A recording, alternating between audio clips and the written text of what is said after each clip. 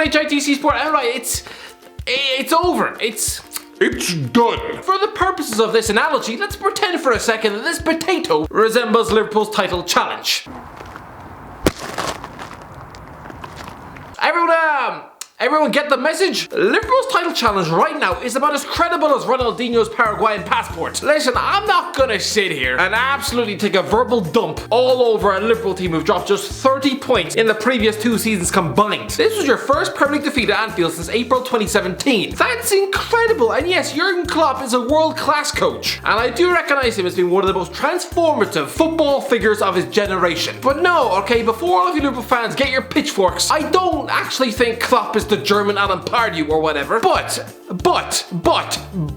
and yes, I realize I probably sound like the songwriter for Nicki Minaj, but I'm sorry, this season he has fallen short in many ways. There are so many things he's continuing to bottle this season and showing no sign of rectifying it. For example, why in a dog's rectal canal are you continuing to play Jorginho Wijnaldum every week? Yes, he's improved a lot from his Newcastle days, where he used to down tools for half the goddamn season. I'm not sure if this man was allergic to the team bus, or if he just spent every away game worried sick about his dying caps, but he was a big bag of potato flesh for about 50% of the season. Now I realise he's since matured into a top class player, but any man who takes this long to sign a new contract, clearly his head is in Barcelona, and yet he still started 19 games this season, even against the Aston Villa children. Fielding players with that sort of lukewarm commitment, no wonder you're 4th in the league. Why are you continuing to play someone in nearly every game this season when he's probably spending his Thursday night scanning property prices on Spanish websites? It's like catching your wife doing Tinder in the shower and then continuing to try for a child with her. No, pack your sleeping bag and go down the local bus shelter. And I realise squad management is all part and parcel of not burning out your squad. But I'm sorry, when Sean Dyche heard the news that Mo Salah was being left on the bench, he must have felt personally insulted. It's like if Conor McGregor spent this Sunday morning fighting Dustin Poirier with one hand strapped behind his back. Actually, no. Considering Klopp actually chucked Alex Oxlade-Chamberlain on the wing in his place, no, instead it'd be like McGregor chucking his son in the f***ing octagon. I rate Alex Oxlade-Chamberlain as a midfielder, but what in a pig sweaty ball bag was he doing playing on the wing? What is this, 2015? No, clearly not, because Twitter isn't polluted with theories about whether or not Jon Snow is dead or alive. But no, I know it's not 2015, because the streets aren't littered with teenage girls mourning Zayn Malik, and the good people down at City World aren't having to mop up puddles after midnight screenings of 50 Shades of Grey. The point is, Oxlade-Chamberlain swapped Arsenal for Liverpool to stop playing out wide. Sure, he probably won't admit it, but he hates it out there. He'd rather be strapped to the wing of a plane than the wing of a pitch. He's like Theo Baker quitting McDonald's to pursue a YouTube career. Imagine then when his next brand deal demands that he do a 10-hour tutorial on how to cook cheeseburgers. He'd probably sooner shove his head in the oven. So was it any surprise that Chamberlain was utterly anonymous out wide against Burnley? He probably hated every minute of it. Even if Salah was burnt out, why not put Takumi Minamino on the wing? You know, the actual wide man you bought from Salzburg last year? The utter arrogance that Klopp would deem Burnley less worthy of his attention, that he could field a bunch of bench warmers and stroll to victory. Yes, I realise that Clarets get stuffed 5-0 by Man City every season, but clearly Dyche isn't daunted by Anfield. In his last 4 visits to Anfield, he's only lost once. Klopp has never ever overseen a clean sheet at home to Burnley. And with a Liverpool team struggling for confidence in front of goal, with nothing in 3 goddamn games, the last thing you want to face is the ugly, obstructive, awkward, subhuman orc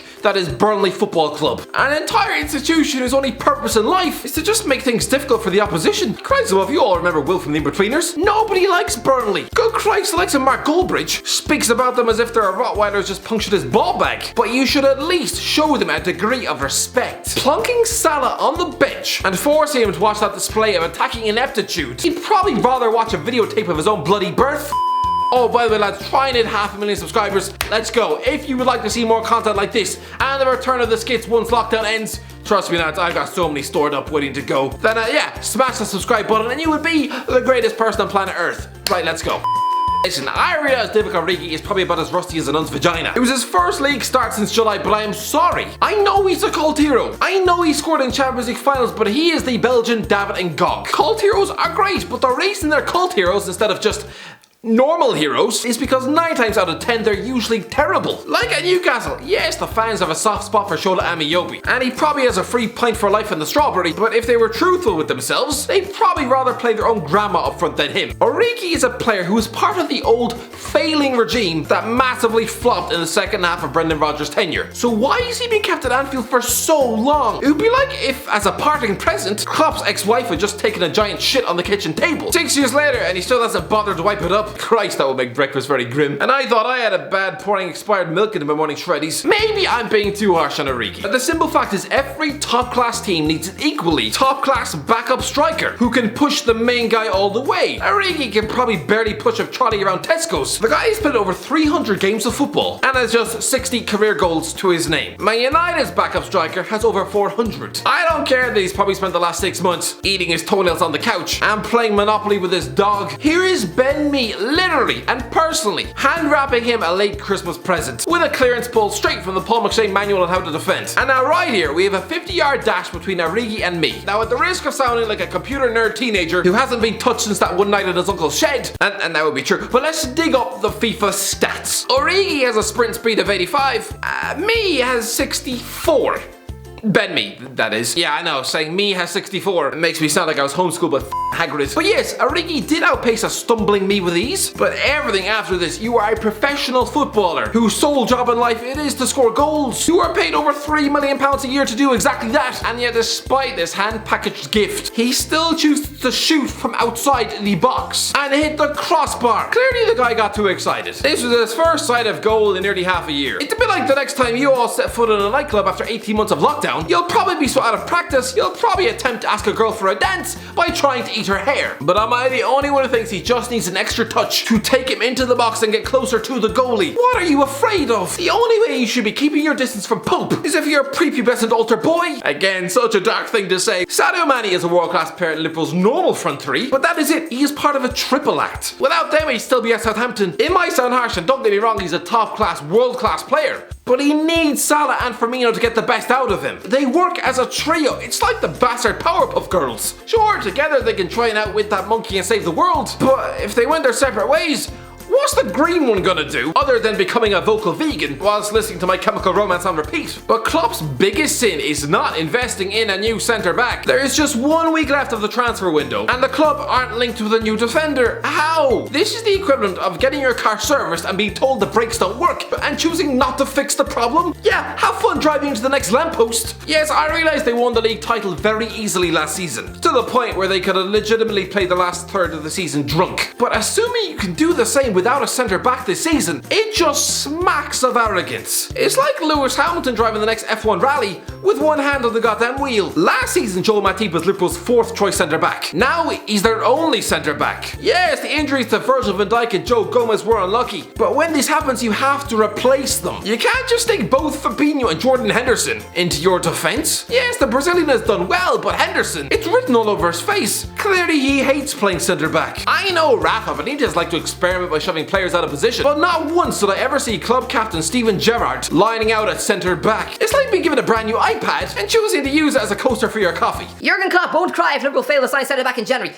Oh, but you should. No, not only should you cry, you should be pulling your beard off your chin in anger. You should bang your feet, stamp down the office doors at Anfield, screaming in the face of club directors to sign you a centre half. Buy me Connor Cody or go to hell! Yes, I realise teams will smell the desperation. A bit like any woman when they see this man in a nightclub, meaning that Liverpool will have to pay over the odds. Yes, you might have to fork out £50 million for Ben White or £60 million for Per Shoes, but just grate your teeth and do it. It's like when gym shops charge 10 times the price they usually would for a set of dumbbells during the middle of a global pandemic. Yeah, it's a punch to your wallet's face, and it's essentially chucking your self-respect in a toaster. But unless you want to end up with the love handles of the Michelin Man, just go and do it. I know Liverpool broke their title curse last season, but try and tell that to the fans. The fans who waited 30 years for a league title, only to celebrate it drinking milk on their couch. There was no bus parade, no cheering in the stadium, nothing. And I know Klopp has always said they would eventually get around to doing it, but I'm sorry, when?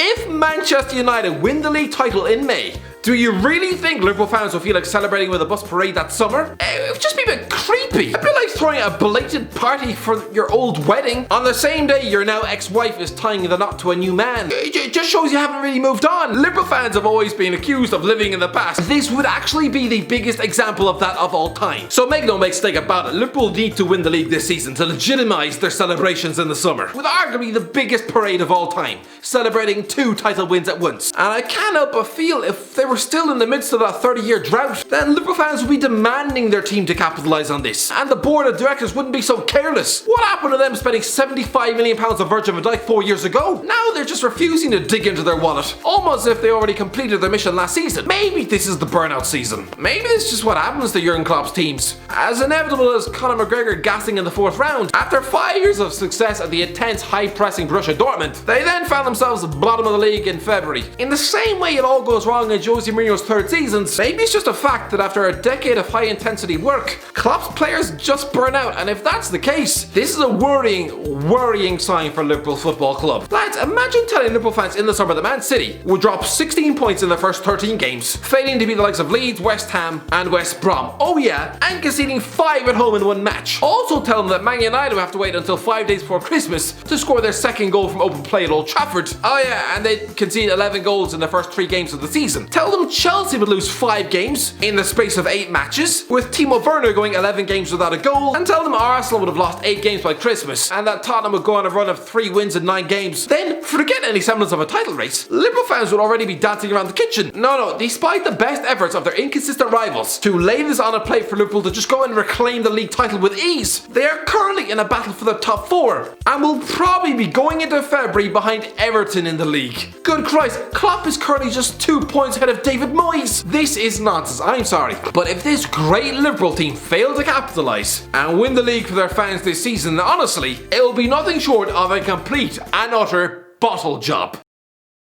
And that's it, let me know in the comments below, what do you think? Have I been too harsh? Liverpool fans, let me know in the comments below. If you enjoyed the video, don't forget to subscribe, and as always, I'll talk to you in a while.